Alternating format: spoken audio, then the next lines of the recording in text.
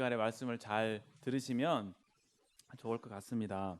저희들 많은 분들의 우려에도 불구하고 그 요한계시록 말씀을 공부하게 되었습니다. 지금까지 어떤가요? 좀 어려우신가요? 말씀이?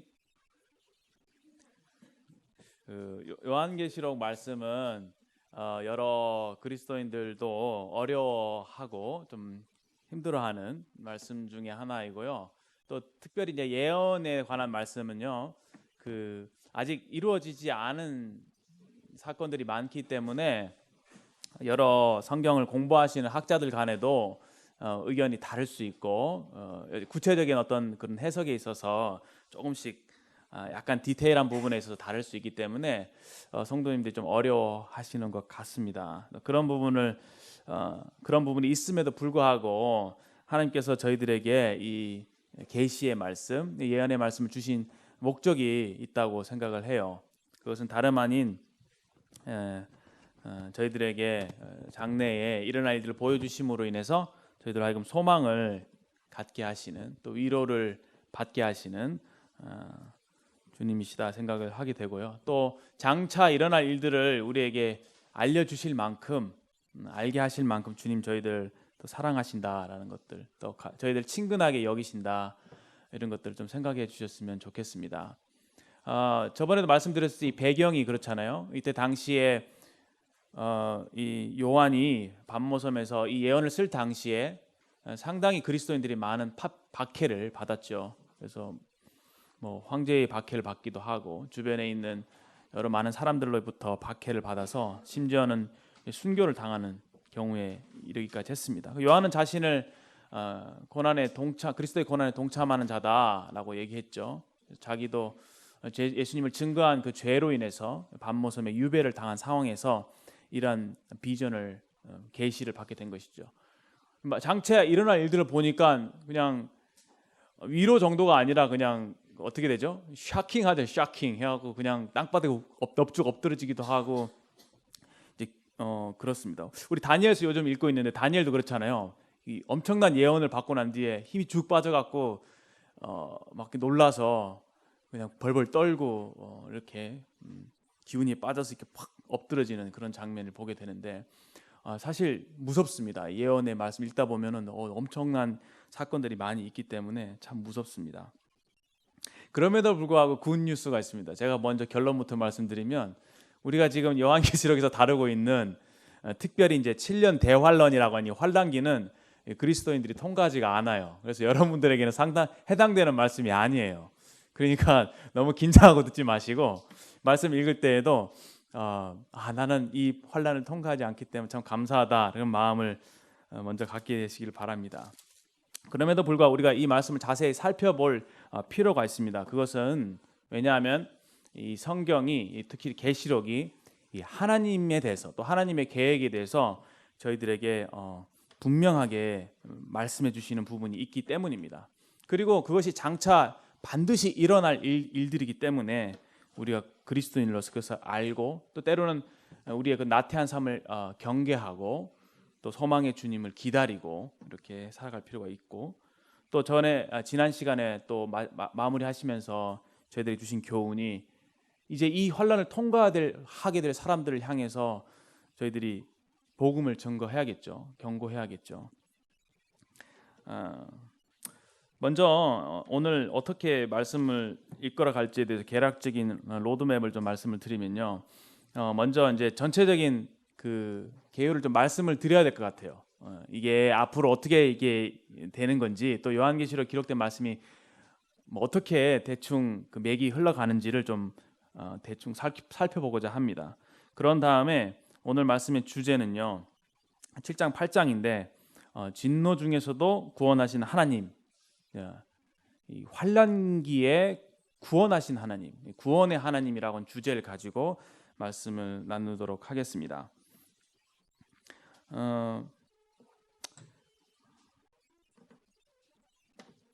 오늘 7장 8장에는요. 아까 사회장님께서 잘 소개를 해주셨듯이 7장의 내용은 환난기에 구원받는 유대인과 환난기에 구원받는 그 이방인들에 대한 기록입니다. 자, 먼저 그 요한계시록의 개략적인 그 개요를 한번 볼게요.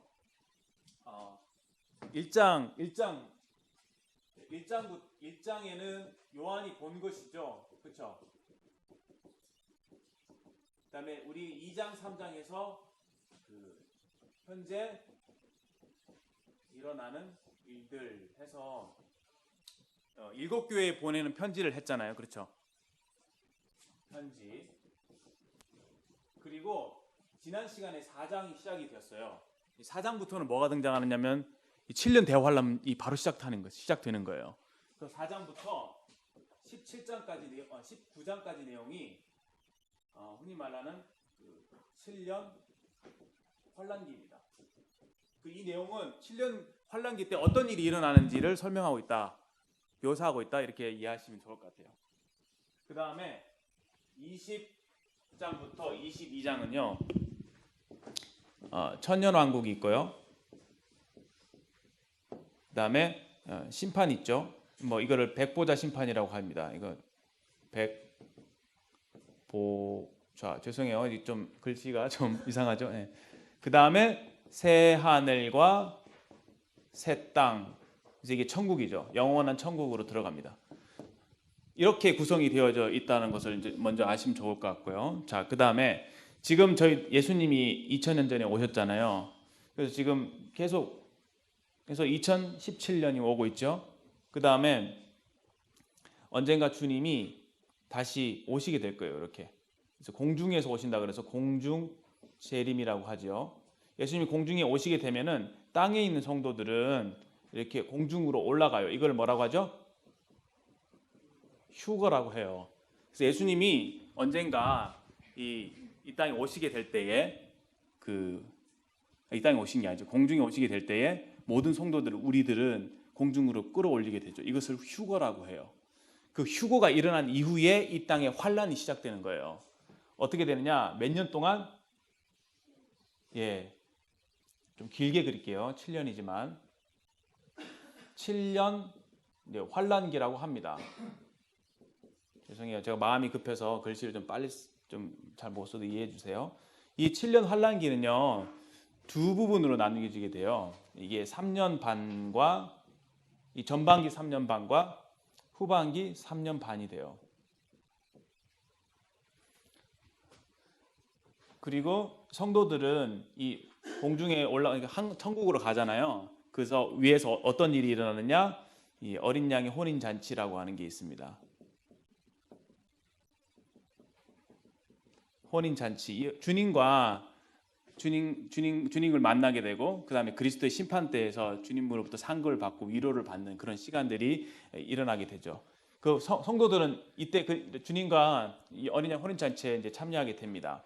그런데 지금 이 4장에서 19장까지 내용은요, 이 7년 대환란 때 하나님께서 이 땅을 어떻게 심판하시는지 그것에 대한 내용이 기록되어 있어요. 그것이 이제 3년 반과 후 3년 반으로 나뉘어지게 되는데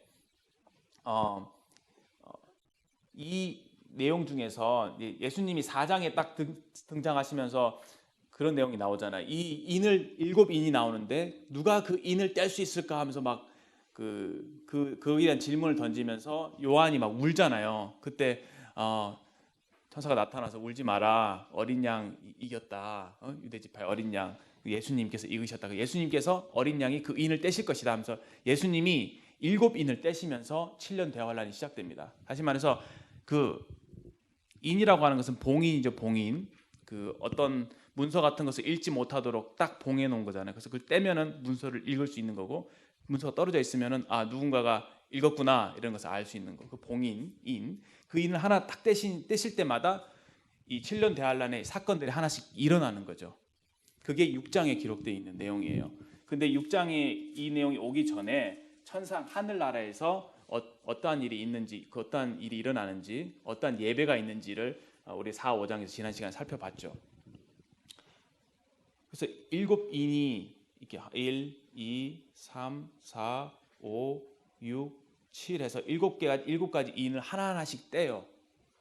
그런데 요 7개의 7번째 인을 떼실 때 또다시 7 나팔이 나타납니다. 그러니까 일곱 천사가 나타나서 한 나팔을 하나씩 차례대로 이렇게 불어요. 잘 안 보이나요? 보이세요 뒤에? 예. 하나, 둘, 셋, 넷, 다섯, 여섯, 일곱 나팔을 하나씩 불어요. 안 보이죠? 죄송합니다.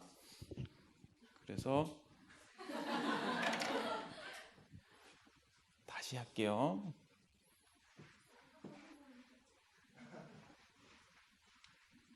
위에다 그릴게요.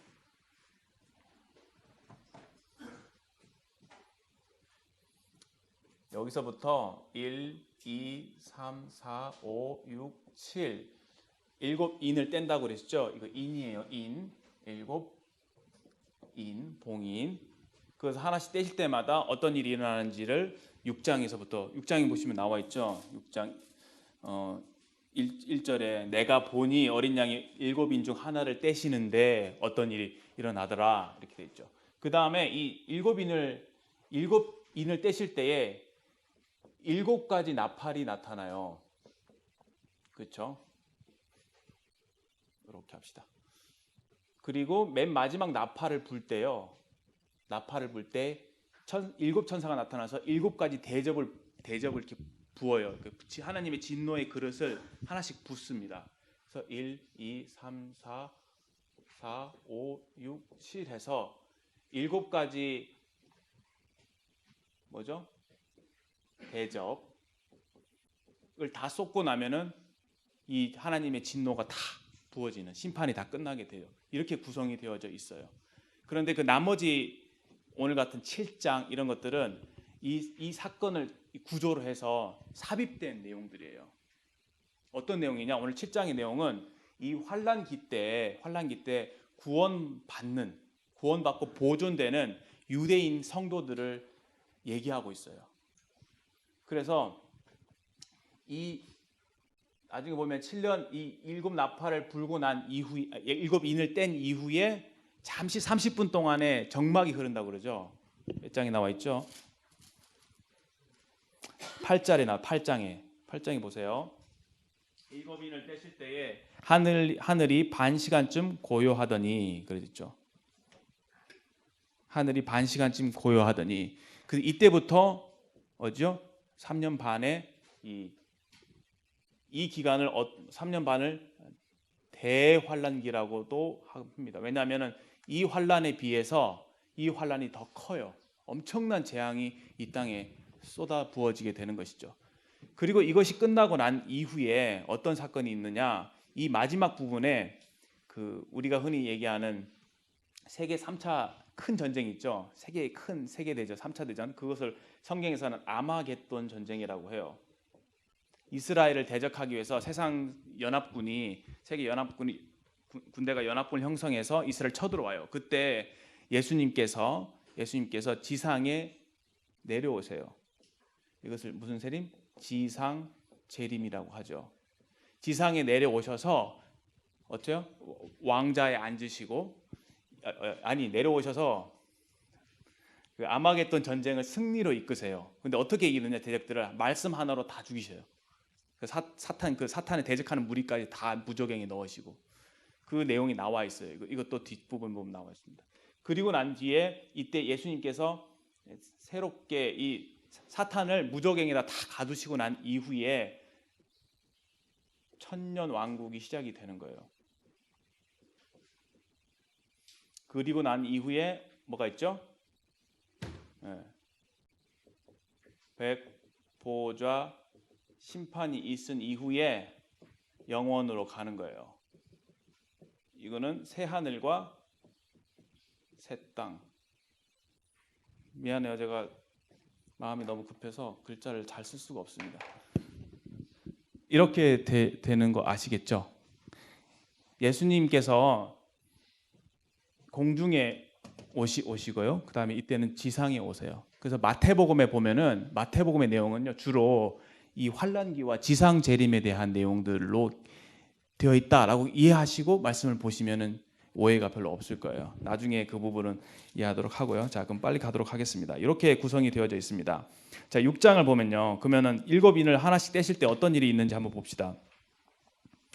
6장에 보면요, 7인 중 하나를 떼시는데 내가 들으니 생물 중 하나가 우레소리 같이 말하길 오라.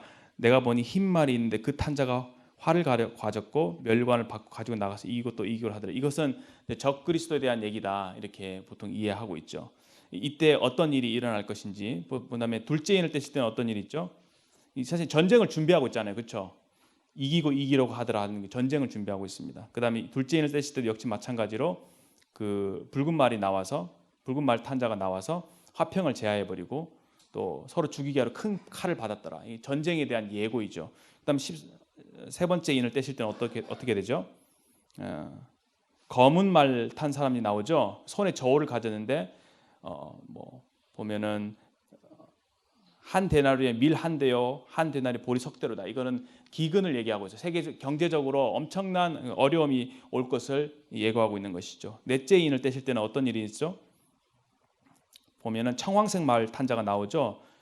여기 보면은 사망과 음부가 그 뒤를 따르며 땅의 4분의 1이 권세를 얻어, 여기 보면은 검과 흉년과 사망과 땅의 짐승들로서 죽이더라. 이런 일들이 있을 것이고, 다섯 번째는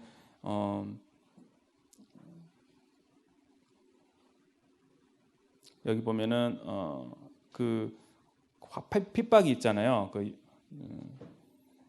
그들이 가진 증거, 하나님의 말씀과 그들이 가진 증거로 말미암아 죽임을 당한 영혼들이 제단 아래에 있어 큰 소리로 불러 이르되 거룩하고 참되신 대주주의 땅에 거하는 자들을 심판하여 우리 피를 갚아주지 아니하기를 어느 때까지 하시려 하나이까.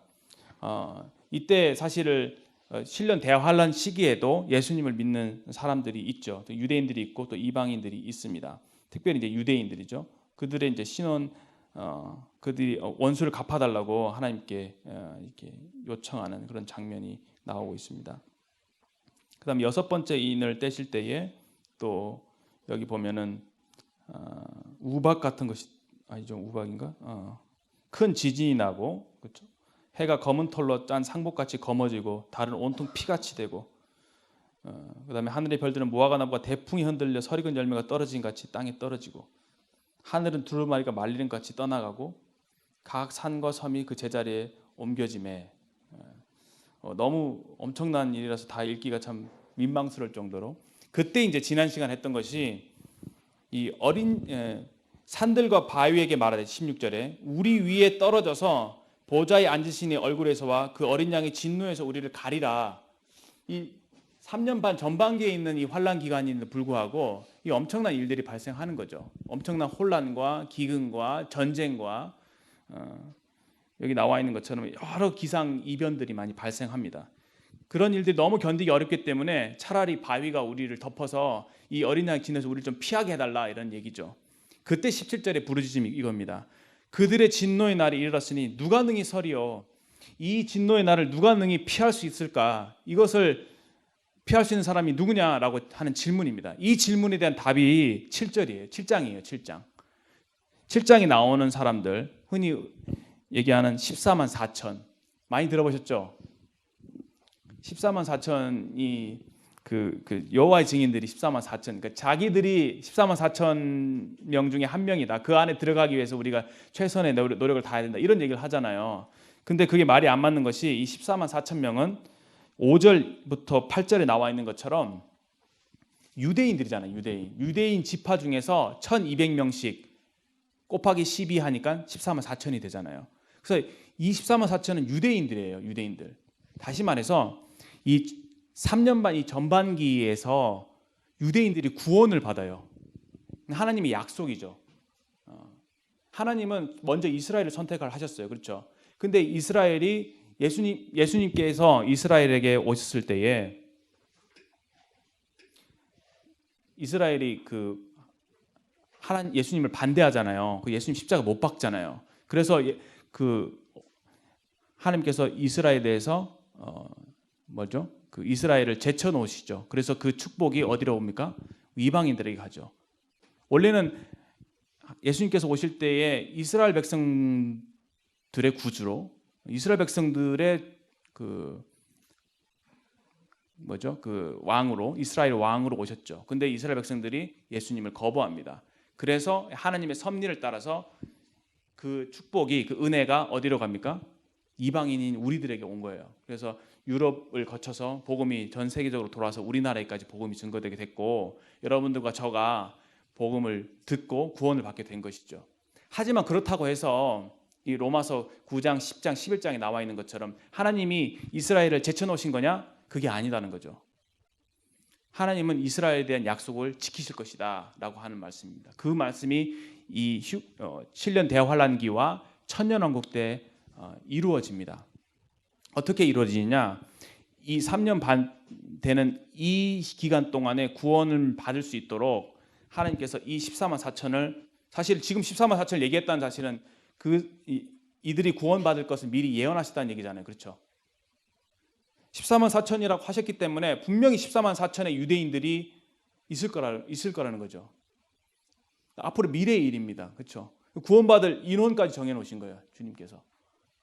그러니까 그들이 구원받는 게 그들이 잘나서 뭐 그들의 선택에 의해서 구원받는 거라기보다는 하나님께서 그들을 선택하신 거죠. 근데 보니까 그들의 입장에서 봤을 때 어떻게 해요? 예수님을 다 믿고 회개하는 무리들이 된 것이죠.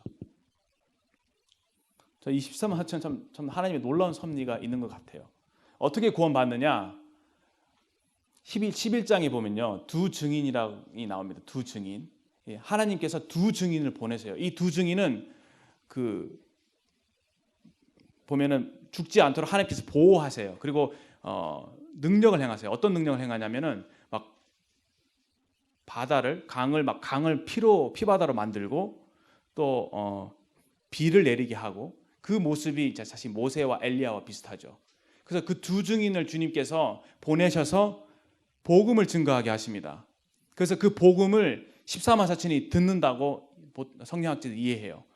그 복음을 듣고 14만 4천이 우리가 2000년 전에 십자가 못 박았던 그분이 진짜 메시아구나 라는 것을 알고 회개합니다. 그리고 예수님을 믿게 되죠. 만약에 이 14만 4천이 휴거되기 전에 예수님 믿었다면 아마 그분들은 교회에 속하게 됐겠죠. 그리고 휴거가 됐을 거예요. 우리처럼. 그래서 교회라고 하는 것은 유대인과 이방인 중에 지금 예수님을 믿은 사람들의 무리를 우주적인 교회라고 하잖아요. 그 교회는 휴거가 됩니다. 그러나 지금 대부분의 유대인들은 어떻게 해요? 예수님을 배척하고 있죠. 이 7년 대환란기가 들었을 때 그들이 비로소 깨닫습니다. 우리가 속았구나. 바로 우리가 십자가 못 박았던 그 예수님이 진짜 메시아구나. 그렇게 해서 예수님을 믿게 됩니다. 그런데 이 14만 4천을 하나님께서 또 보호하세요. 죽지 않도록. 이 7년 대환란기를 통과하게 하십니다. 그래서 이 천년왕국에 들어가게 하세요. 이 천년왕국 때 어떻게 하느냐? 예수님과 함께 왕노릇해요. 그 부분에 대한 내용이 7장 1절부터 3절까지에 나와 있습니다. 이 네 천사가 나오는데 이 네 천사는 어떤 모퉁이에서 사방에서 바람을 분다. 이 바람은 심판을 의미하죠. 이 바람을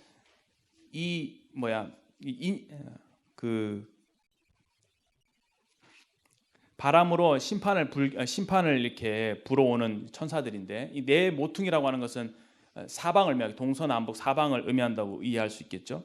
그런데 다른 천사가 와서 이 하나님의 인을 가지고 이 사람들이 인을 치는데 칠 때까지 바람을 불게 하지 말라라고 얘기합니다. 그 말은 다시 말해서 이 인을 받은 이 14만 4천 명을 하나님께서 이 환란기 동안 보호하신다라고 하는 의미가 되는 거죠.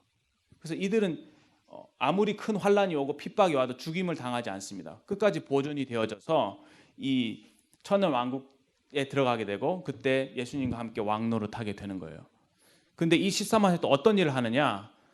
14만 4천이 이제 이방인들에게 나아가서 복음을 증거합니다. 아마 우리가 지난 시간에 읽었던 어린 양이 이끄는 대로 가는 자들이라고 하는 의미가 이들이 예수님 믿고 난 이후에 예수님께서 이끄시는 대로 전 세계를 돌아다니면서 이방인들에게 복음을 증거합니다. 물론 그때 많은 이방인들이 구원을 받죠. 이 환란기 때도 구원을 받는다는 말입니다. 그 이방인들이 어디 있느냐? 9절 이하에 나오는 그 사람들이에요. 9절 이하에 보시면요.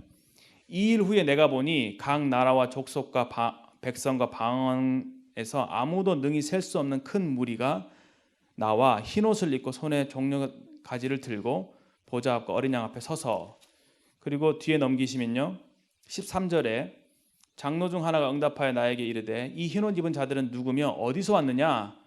14절에 내가 말하길 내 주에 당신이 하시나이다 하니 그가 나에게 이르되 이는 큰 환란에서 나오는 자들인데 어린 양의 피에 그 옷을 씻어 희게 하였더라. 흰 옷을 입고 있다고 하는 것은 예수님의 피로 의롭다 하심을 받았다는 것을 의미하는 거잖아요. 그렇죠? 구원받았다는 것을 의미합니다. 예수님을 믿고 피의 공로를 믿고 구원받은 사람들. 그러니까 이 14만 4천의 전도를 통해서 이 7년 대환란 기에도 많은 사람들이 구원을 받게 된다라는 말씀을 이 말씀을 통해서 우리가 볼 수가 있죠. 이 14만 4천에 대한 이 사람들에 대한 어떤 사람들인지 보면요. 그 3절에 보면요. 우리 하나님의 종들의 임하에 그랬죠. 우리 하나님의 종들, 하나님의 종이라고 얘기하고 있습니다. 그러니까 종이라는 것은 하나님의 복음을 증거하기 위해서 하나님께로부터 이렇게 보내심을 받은 그러한 복음을 전한 일을 하는 종들이라는 의미겠죠. 이 보면은 14만 4천의 그 지파를 보면요.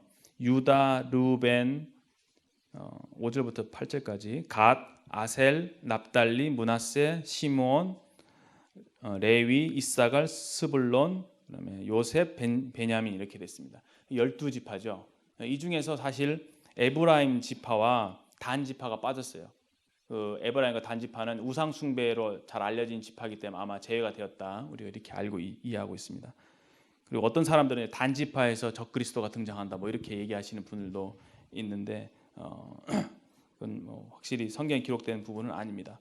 여튼 그 두 지파가 되어야 되고 그 나머지 그 에브라임 지파를 커버하는 요셉 지파 이름이 등장하죠. 그래서 이렇게 해서 12지파가 됩니다. 14장을 가볼까요? 이 14만 4천이 어떤 사람들인지에 대한 내용이 나와 있습니다. 이 사람들은 이 이마에 인을 친 사람들이죠. 인이라고 하는 것은 하나님께서 어떤 사람이 어떤 물건에 대해 자기 소유인 것을 밝히기 위해서 도장을 찍잖아요.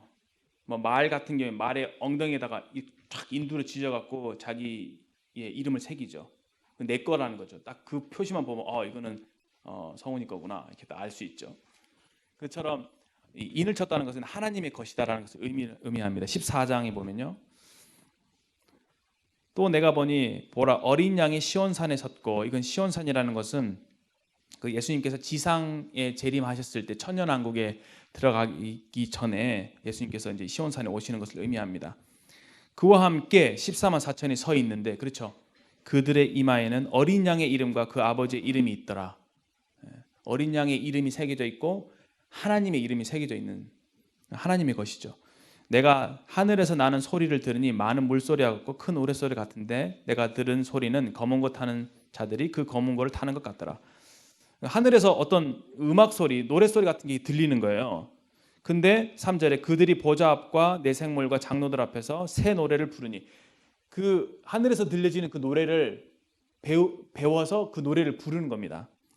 23만 4천이 천년왕국 때 부르니 땅에서 속량을 받은 14만 4천 밖에는 이등이 이 노래를 배울 자가 없더라. 이 사람들은 여자와 더불어 더럽히지 아니하고 순결한 자라. 이 여자라고 하는 것은 그 뭐 세상을 의미한다고 볼 수가 있겠죠. 그러니까 우상 숭배하지 않는 영적 간음을 범하지 않는 순결한 자들이다. 그다음에 어린 양이 어디로 인도하든지 따라가는 자들이다. 그다음에 사람 가운데 속량함을 받았다 했죠. 그렇죠? 구원받은 것을 의미합니다. 처음 익은 열매다. 7년 대환란 때 처음으로 구원받은 사람들이다. 무리들이다 이런 의미입니다. 열매도 하나님과 어린 양께 속한 자들이다. 그 입에는 거짓말이 없고 흠이 없는 자들이다. 이들은 참 하나님께서 이렇게 선택해 놓으시고 딱 성별해 두신 그 하나님의 종들이고 거룩한 성도들입니다. 사실 이 부분이 참 우리에게 주시는 교훈이 또 있죠, 그렇죠?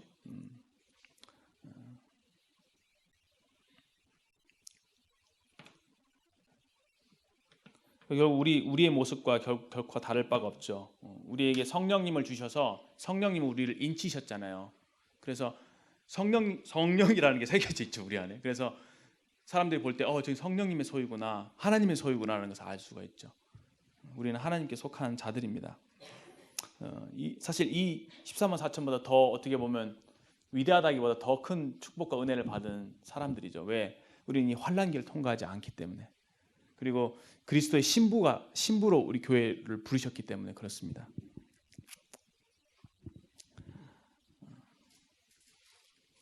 우리 7년 대환란에 대해서 계속 좀 살펴보고 있는데요. 다시 한번 7장으로 넘어가서요. 그 다음에 이제 이방인들을 보겠습니다. 9절에 이후에 내가 보니 아까 읽었죠? 각 나라 족속과 방황을 해서 아무도 능히 셀 수 없는 큰 무리가 나와. 그러니까 이 7년 대환란 기에도 이렇게 구원받는 성도들이 하겠습니다. 많다는 얘기죠. 구원받은 성도들이 많습니다. 그래서 이 아까 본 대로 13절에서 또 14절에서 누구냐 했을 때 큰 환란에서 나온 자들이고 어린 양의 피에 자기 옷을 씻은 사람들이다. 피로 의롭다 하심을 받은 사람들이다. 이렇게 기록이 되어 있습니다. 근데 이들이 어떻게 하느냐? 10절과 10절에 나오죠. 10절. 이 사람들이 큰 소리로 외쳐 이르되 구원하심이 보좌에 앉으신 우리 하나님과 어린 양에게 있도다. 아까 사회장님이 찬양을 잘 들으셨죠. 사실 9장 이후의 이 모습은요, 천국에서의 모습이다라고 이해가 됩니다.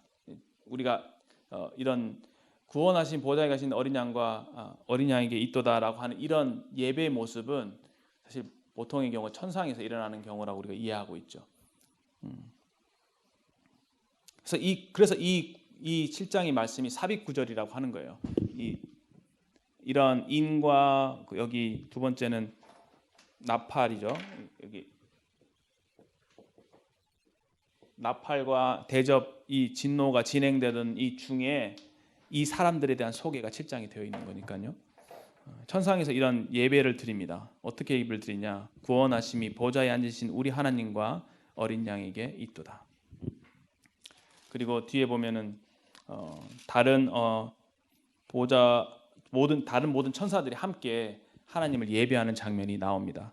이 부분은 조금 있다가 다시 한번 보기로 하고요. 먼저 제가 말씀드리고 싶은 부분은 어린 양의 진노와 어린 양의 공의라고 하는 부분입니다. 그러면 왜 하나님께서 이런 7년 대환란의 시간을 허락하시는가라고 하는 것이죠. 왜 그럴까요?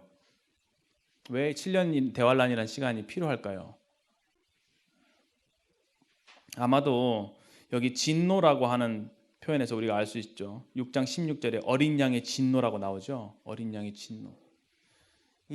아주 긍휼하시고 아주 부드러우시고 온유하신 이 어린 양께서 진노하신다는 겁니다. 어린 양이 진노한다는 거 좀 상상이 좀 안 되죠. 매칭이 잘 안 되죠. 우리 주님이 그 자비하신 분이 화를 내신다? 분노하신다? 좀 상상이 좀 가기 어렵습니다.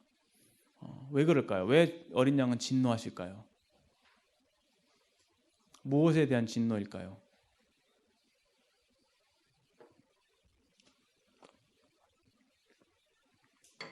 결국 죄악이죠, 죄악.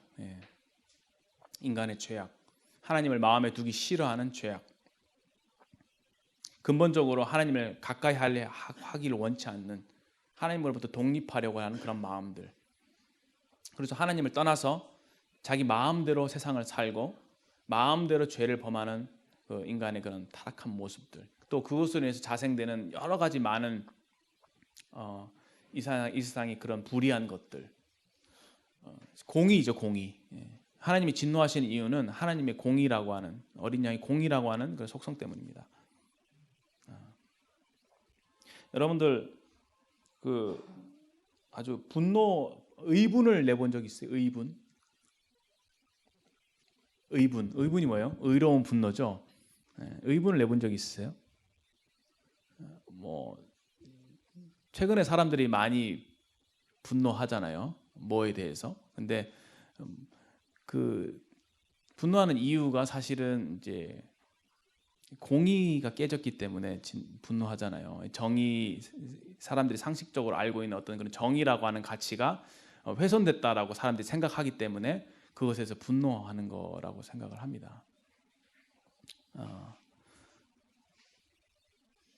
그래서 세상에 그 옳지 않은 것들, 부당한 것들이 나타나게 될 때 우리는 억울해하고 분통해하는 그런 것이 인간의 본능인 것 같아요. 그것은 결국 이 공의를 바라는 그 하나님을 닮은 속성이 우리 안에 있기 때문이지 않나 생각이 되어지고, 그러한 마음을 통해서 하나님이 얼마나 더 공의로우신 분인가 우리가 생각할 수 있겠죠. 하나님은 죄를 참아 보실 수 없는 분이십니다. 죄는 반드시 심판하셔야 되고, 마치 그냥 막 더러운 것들 꽝꽝 싸서 쓰레기통에 확 쳐넣는 것처럼 그 죄를 반드시 다루셔야만 하는 그런 분이십니다. 우리가 노아 홍수를 통해서 알 수 있죠. 얼마나 하나님이 죄를 미워하시는지. 그 세상 사람들의 죄가 관영하고 다 하나님을 등지고 우상 숭배하고 여러 가지 도덕적으로 더럽고, 그 모습을 보시다 하나님이 어떻게 해요? 막 마음이 고통스럽게 아프실 뿐만 아니라 역겨우신 거죠. 토할 정도로. 그만큼 하나님은 죄를 미워하십니다. 그래서 어떻게 했어요? 이 물로써 세상을 다 뒤덮으셨잖아요. 우리가 이 하나님의 공의, 죄를 얼마나 우리가 미워하고 있는가, 죄에 대해서 얼마나 그렇게 슬퍼하고 있는가를 좀 생각해 볼 필요가 있죠. 이런 어린 양의 진노는 바로 이 죄에 대한 세상의 악에 대한 진노이라고 생각을 합니다. 그래서 하나님께서 이 신년 대환란 동안에 하나님의 진노를 이 땅에 퍼부는 것이죠. 그리고 많은 사람들이 억울하게 누명을 받거나 억울한 죽음을 당하는 사람도 있죠. 우리 사회에서도 억울한 죽음을 당한 사람도 있잖아요.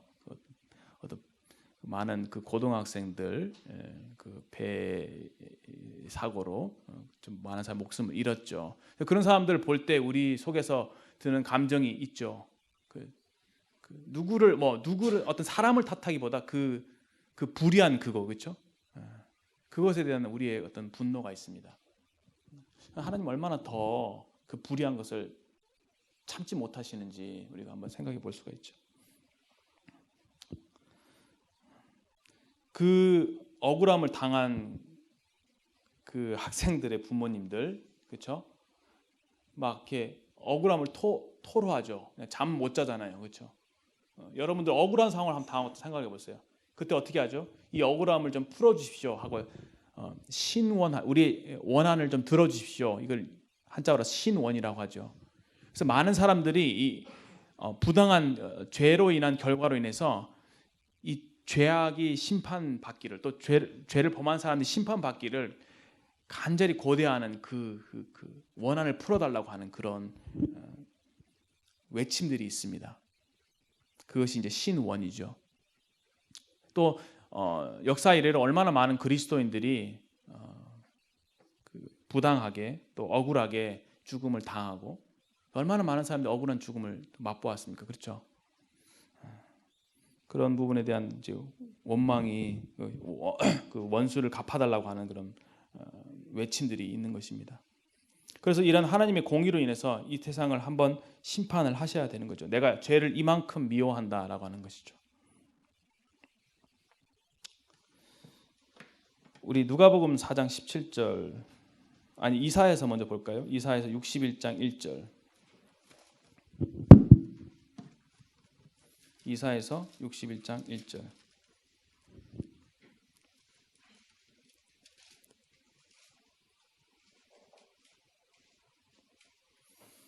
61장 1절. 주의 영이 내게 내리셨으니 이는 여호와께서 내게 기름 부으사 가난한 자에게 아름다운 소식을 전하게 하려 하심이라. 나를 보내사 마음이 상한 자를 고치시고 포로된 자에게 자유를, 갇힌 자에게 노임을 선포하며 주의 은혜의 해와 우리 하나님의 보복의 날, 또는 기억 한글에는 신원의 날을 선포하여 모든 슬픈 자를 위로하되.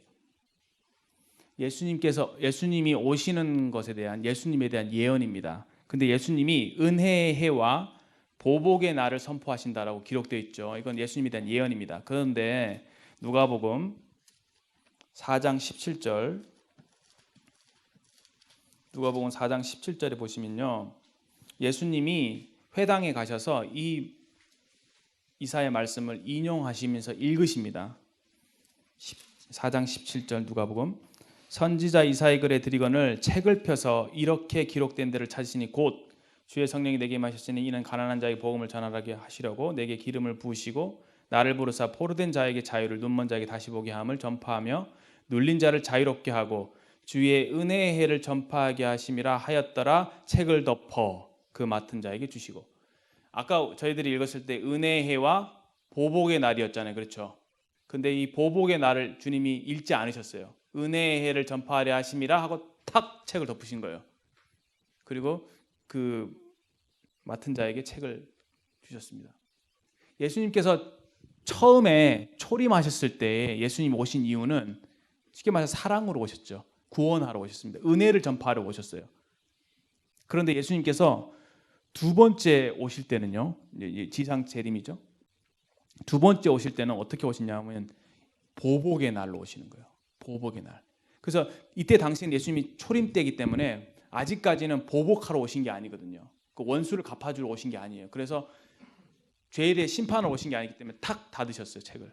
그리고 사람들에게 주시면서 은혜의 해만 전파하시고 십자가에 죽으시고 가셨죠. 그 처음에 오셨을 때는 예수님께서 뭘 타셨죠? 나귀를 타고 예루살렘에 입성하셨습니다. 겸손하셔서 나귀를 타고 오셔서 이 어린 양으로서 피를 흘리고 십자가에서 죽으셨어요. 그런데 예수님께서 지상에 오실 때는요, 뭘 타고 오시냐면요, 백마를 타고 오세요. 승리의 왕으로서 백마를 타고 오셔서 심판하십니다. 다 대적들을 무찌르시고 여기 보복의 날, 신혼의 날을 전파하러 오십니다. 모든 원한을 갚아주시고 모든 불의한 것들을 제거하시고 모든 그 죄에 대해서 심판하시는 그런 모습으로 우리를 찾아오시는 것이죠. 그래서 이사야는 이 두 가지 주님의 초림과 재림을 겹쳐서 예언을 한 거예요. 근데 예수님께서는 그것을 분리하셔서 이제 읽으셨고 해석을 하신 거죠. 그래서 지금이 우리는 무슨 때라고 하냐면 은혜의 때라, 은혜의 날이라고, 은혜의 시대라고 하잖아요. 왜 은혜 시대냐? 은혜로 누구든지 구원 받을 수 있게끔 예수님을 믿는 사람들을 하나님께서 구원하시는 시대이기 때문에 은혜 시대라고 합니다. 그리고 다른 말로 교회 시대라고 하죠. 근데 이 예언서에는 은혜 시대와 교회 시대에 대한 이 내용이 이렇게 생략되어 있습니다. 잘 드러나 있지 않죠. 감춰져 있죠. 그래서 우리가 예배에서 공부했지만 이것은 비밀이에요. 비밀. 구약 예전에 알려지지 않았던 사실을 바울을 통해서 신약 성도들에게 열어주신 것, 계시해 주신 것이 교회의 비밀입니다. 근데 구약의 예언에는 다 감춰져 있어요. 그래서 겹쳐서 예언하기 때문에 마치 예수님이 초림하실 때 보복의 날을 선포하실 거로 사람들이, 유대인들이 생각했죠. 그래서 오셔서 심판하시고 로마의 속국에서부터 자신들을 구원해 주실 거로 생각을 했어요. 근데 예수님께서는 가장 나약한 모습으로 십자가에 죽으셨잖아요. 그래서 은혜의 해와 보복의 날에 그만큼 시간이 갭이 있다는 거 말씀드리고 싶습니다. 제가 아까 공의에 대한 이 진노라는 것은 공의에 대한 심판이다. 그렇죠? 분노하시는 하나님, 죄를 미워하시는 하나님. 그런데 참 감사한 건요. 이 환란기는 진노의 날인데 이 진노의 날에도 하나님께서는 구원하시는 일을 하신다는 게 참 놀라워요. 그렇죠? 그러니까 쉽게 말해서 어떤 선생님이 잘못한 학생을 이렇게 외처리로 때리는데, 또는 부모가 자녀를 때리는데, 이 때리는 중에서도 뭔가 이 긍휼과 은혜를 이렇게 나타내시는 하나님이신 거죠. 여기에 들어갈 사람들이 누군지 잘 모르겠어요. 7년 대환란 통과할 사람들이. 저는 제 친구 한 명이 생각이 납니다. 아마 저 환란기 때 구원을 받지 않을까 생각이 듭니다. 왜냐하면은 이 친구는요, 정말 자기가 하나님께 버림받았다고 생각을 해요. 그런 친구가 있어요. 그래서 제가 왜 이런 얘기 하는지 모르겠지만 아무튼 우리 중에서 죄송합니다. 이 얘기 하는 게 아니라 복음에 대해서 많이 알고 있지만 예수님을 아직 믿지 못한 사람들 중에서 7년 대환란기 통과할 사람들이 있을 거예요. 그때 비로소 내가 그때 들었던 복음이 그거였네. 그때 내가 믿어야 했던 예수님이 그 예수님이었네. 깨닫고 구원받는 사람들이 있을 수도 있을 거라는 생각을 하게 됩니다. 그리고 이방인들 중에서 아직까지 복음을 들어보지 못하신 분들도 있을 수가 있겠죠. 그분들이 이제 여기 나오는 9절 이하에 나오는 그 요한계시록 7장 9절 이하에 나오는 이 큰 무리들, 이 무리들이 7년 대환란 때 구원을 받고 주님을 이렇게 예배하는 그런 사람들로 나타나게 될 것입니다. 굉장히 무섭고 무서운 얘기를 너무 많이 했는데요. 더 무서운 얘기 좀 더 할까요? 저기 8장 오늘 8장에 보면 더 무서운 얘기가 나옵니다.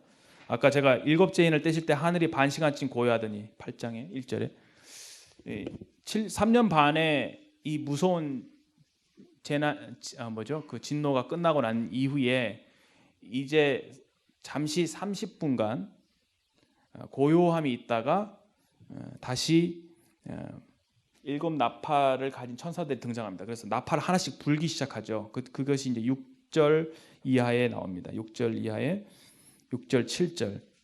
이 첫째 천사가 나팔을 부니 피 섞인 우박과 불이 나와서 땅에 쏟아지매 땅의 3분의 1이 다 타버리고 수목의 3분의 1로 타버리고 각종 풀도 타버렸더라. 8절에 둘째 천사가 나팔을 부니 불붙는 산, 큰 산 같은 것이 바다에 던져지매 바다의 3분의 1이 피가 되고 바다 가운데 생명 가진 피조물들이 3분의 1이 죽고 배들이 3분의 1이 깨지더라. 또 10절에 셋째 천사가 나팔을 부니 횃불같이 타는 큰 별이 하늘에서 떨어져 강들의 3분의 1과 여러 물샘에 떨어지니 이 별의 이름은 쓴쑥이라. 물의 3분의 1이 쓴쑥이 되매 그 물이 쓴 물이 되므로 많은 사람이 죽더라. 넷째 천사가 나팔을 부니 해 3분의 1과 달 3분의 1과 별의 3분의 1이 타격을 받아 그 3분의 1이 어두워지니 낮 3분의 1이 비춤이 없고 밤도 그러하도다.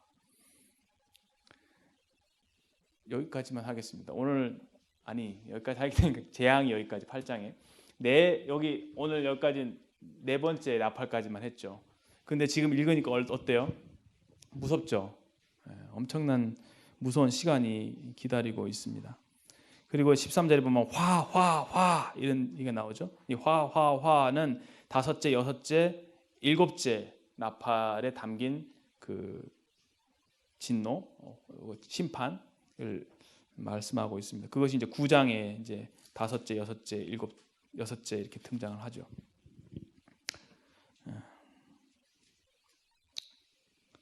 왜 이런 말씀을 읽느냐면요.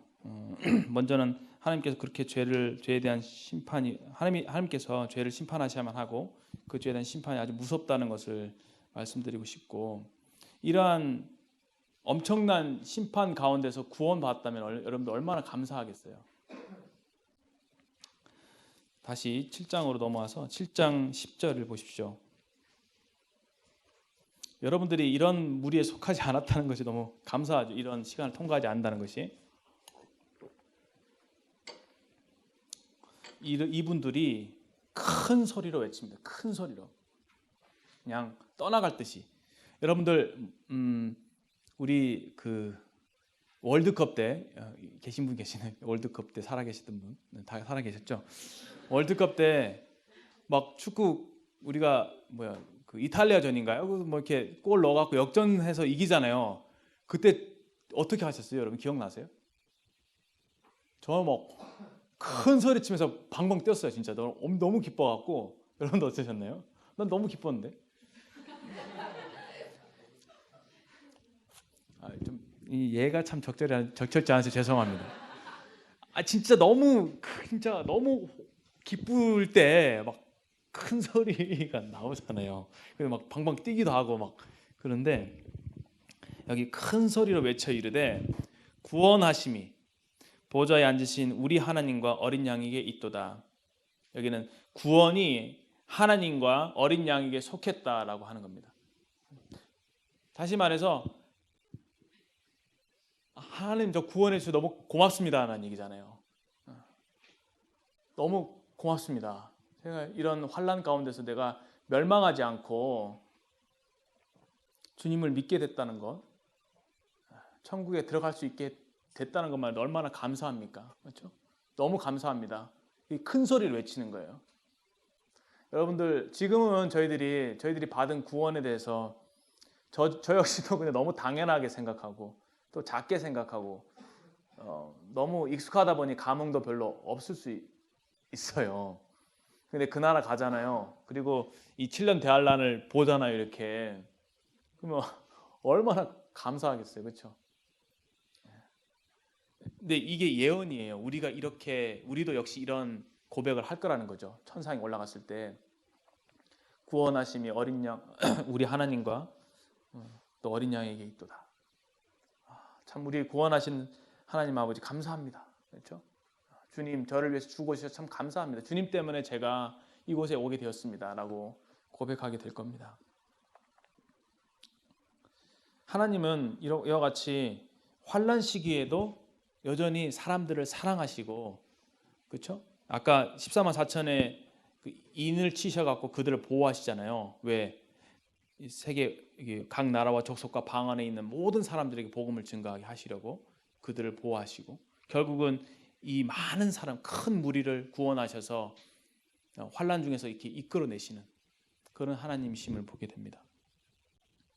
얼마나 하나님이 참 자비로우시고 따뜻하시고 또 우리 인생이 멸망당함을 원치 않으시는 분이신지, 동시에 죄에 대해서는 반드시 심판하지 않고는 견딜 수 없는 그런 공의의 하나님이신지, 좀 어찌 보면 양극단인데요. 한쪽을 무시할 수도 있을 텐데 하나님은 하나님이시기 때문에 그 공의와 또 인자가 정확하게 이 균형을 이루고 그 두 가지가 모순되지 않고 다 하나인 거예요. 공의도 하나님이시고 사랑도 하나님이신 그런 엄청난 분을 우리가 섬기고 있습니다. 요한계시록 말씀이 이해가 잘 되지 않는다고요. 예, 이해가 안 되는 게 당연해요. 왜? 하나님의 말씀이니까. 적어도 하나님은 우리 머리로 이해할 수 없는 분이십니다. 우리는 한 가지를 선택하면 다른 한 가지를 버려야 되고, 한 가지 논리를 택하면 다른 한 가지 논리를 세울 수 없는 그런 사람들인데, 하나님은 그것이 다 하나인 거죠. 공의도 하나님이시고 인자도 하나님이시고, 이러한 공의를 나타내는 상황 속에서도 긍휼을 잊지 않으시는 하나님. 그리고 또 재미있는 건요, 이스라엘 백성들이 예수님을 믿지 아니함으로 그 은혜가 우리에게 임했잖아요. 그 긍휼이. 그래서 우리가 긍휼하심을 받고 구원받았어요. 그런데 이제는 반대로 이 환난기 때는 예수님께서 이스라엘을 먼저 구원하셔서 그 이스라엘을 통해서 또 다시 예수님을 믿는 이방인들을 구원하십니다. 그래서 어떻게 해요? 누구든지 자랑치 못하도록. 그리고 좀 어려운 부분이지만 이 예정론이라고 하죠. 하나님께서 우리를 선택하셨다. 사랑 안에서, 창세전에 사랑 안에서 우리로 그 앞에 거룩하고 흠이 없게 하시려고 사랑 안에서 우리를 선택하셨다. 하나님 우리를 먼저 선택하시고 부르신 하나님이시고, 모든 역사를 진행하시는 중에 그것을 신실하게 이루어 가시는 하나님, 그리고 우리를 구원하시는 하나님이시다라는 것들을 이 말씀을 통해서 우리가 보게 됩니다. 뒤로 한 장 넘기셔서요, 15절에 보시면요,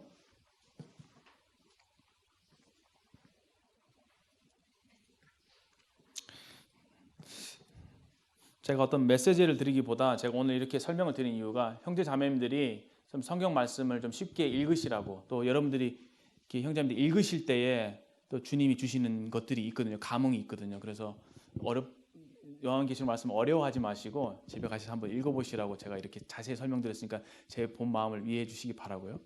또 15절 말씀 보면요, 우리에게 위로가 있습니다. 그럼에도 불구하고 제가 드리고 싶은 위로가,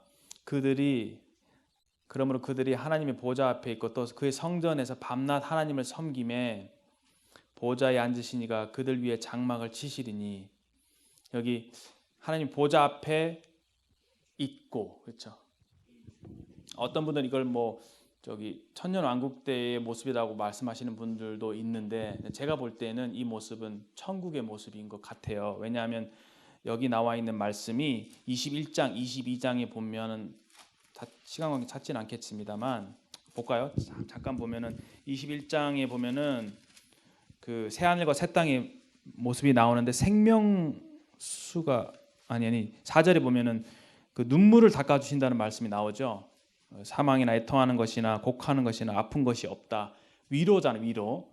그 17절에 보면은 그들의 눈에서 아니요 죄송합니다. 7장 17절에 그들의 눈에서 모든 눈물을 씻어줄 것이요. 비슷하죠. 그 다음에 뒤로 한 장 넘기시면은 다 뭐 비교하진 않겠지만 22장에 맑은 생명수 강이 나오죠. 여기는 이제 회복된 에덴 동산에 대한 말씀이에요. 천국에 있는 모습이 천국에 그 생명수가 나오는데 여전히 그 8장 17절에 생명수 샘이 나오죠. 그렇죠?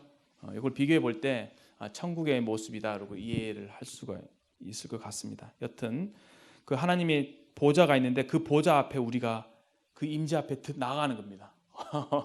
여러분들 감당할 수 있겠어요? 하나님 보좌 앞에 서는 거?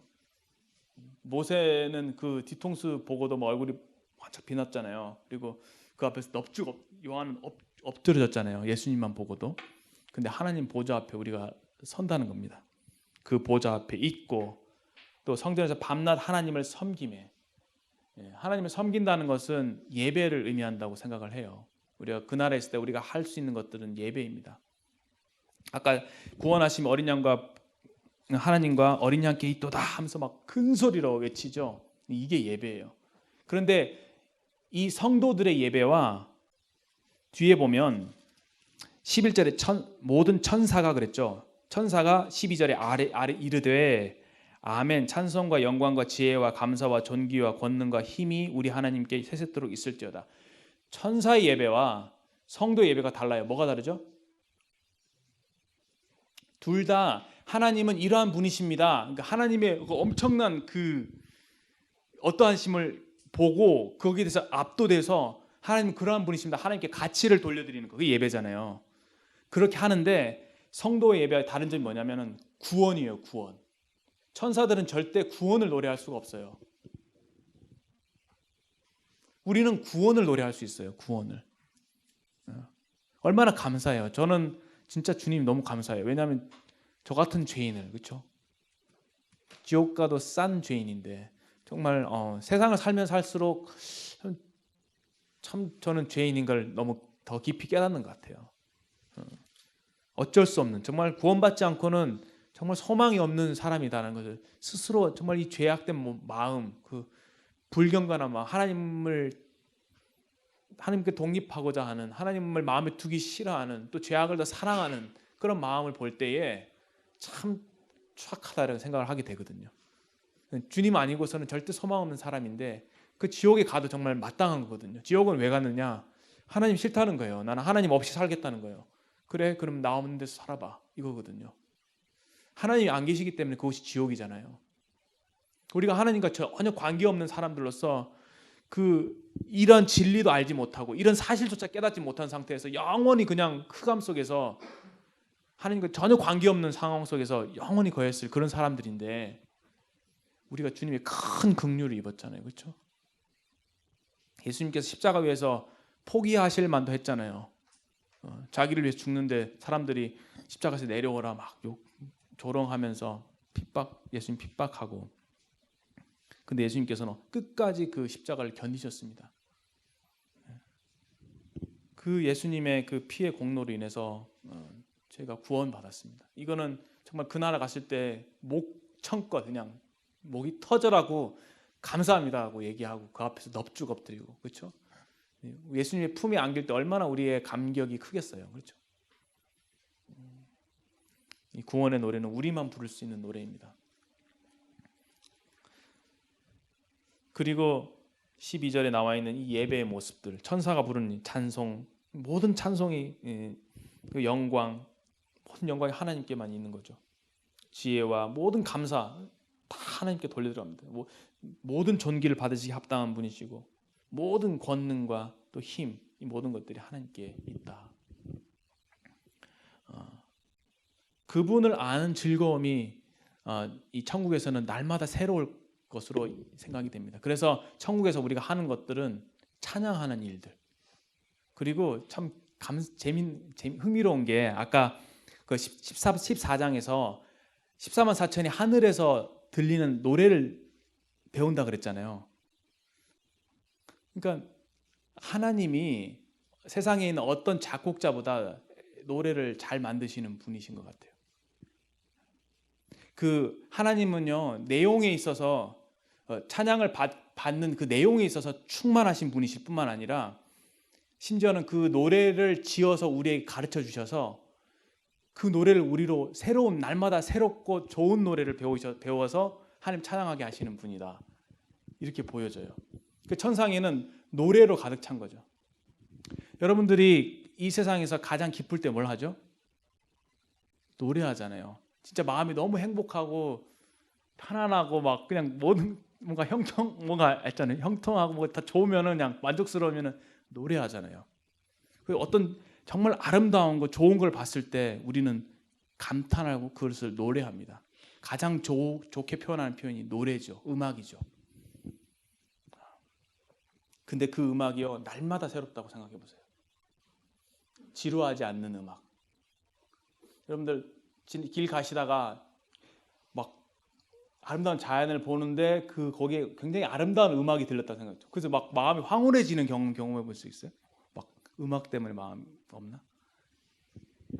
근데요 주님을 봤을 때 그 주님을 아는 그 지식, 주님께 대한 매료, 그것이 내 마음에 온전히 채워져서 완전히 극도의 그런 행복감과 기쁨 속에서 하나님을 찬양하게 되는 순간을 한번 상상해 볼 수 있으면 좋겠습니다. 이 땅에서 조금이라도 그것을 맛볼 수 있다면 얼마나 저희들이 행복할까요? 하여튼 오늘의 주제는 진노 중에서도 우리를 사람들을 구원하시는 긍휼의 하나님, 그리고 우리로 노래하게 하심으로 예배하게 하시는 하나님을 우리가 보게 됩니다. 여기 아까 좀 읽다 말았는데 거기에는 다시 줄이지도 않고 영원한 만족이죠. 그다음에 목마르지도 않고 아무 해나 뜨거운 기운이 상하지도 안전합니다. 영원토록. 그다음에 보좌 가운데 계신 어린 양이 그 목자가 되사 우리를 영원토록 인도하시는 우리의 목자. 우리가 방황하지 않습니다. 그렇죠? 그다음에 생명수 샘으로 인도하시고 우리의 눈에서 모든 눈물을 씻길 것이다. 슬픔도 어떤 불행도 없고 거기에는 완전한 만족과 기쁨과 환희만 있을 것입니다. 그리고 그 기쁨이 지루한 게 아니라 날마다 새로울 것입니다. 예, 오늘 합당한 찬양을 좀 선택해 주셔서 감사드리고 사회자님께 특별히 또 말씀을 잘 들어주셔서 감사합니다. 궁금한 부분이 있으시면 우리 교사 형제님들께 질문을 해주시고 또 분반 때 좋은 교제를 나누시기를 바랍니다. 이상으로 마치시고 기도하신 다음에 마치도록 하겠습니다.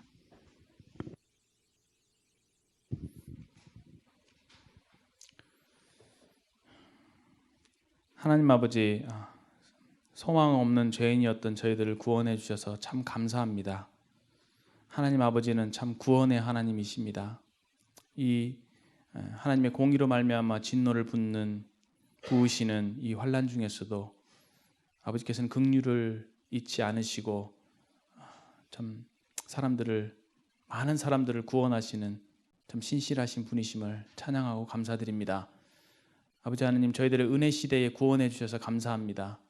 주님과 함께 영원히 그 나라에서 이 구원의 환희를 노래할 때를 저희들이 기다립니다. 그리고 이 땅을 살 때에 이러한 소망 가운데서 주님을 바라보고 기쁨으로 또 담대함으로 살아가기를 원합니다. 아버지 하나님, 저희들 주신 이 계시의 말씀을 통해서 저희들을 힘주시고 또 축복하시기를 원하고 또 축복해 주신 것을 감사합니다. 주 예수 그리스도의 존귀하신 이름으로 감사하며 기도합니다. 아멘.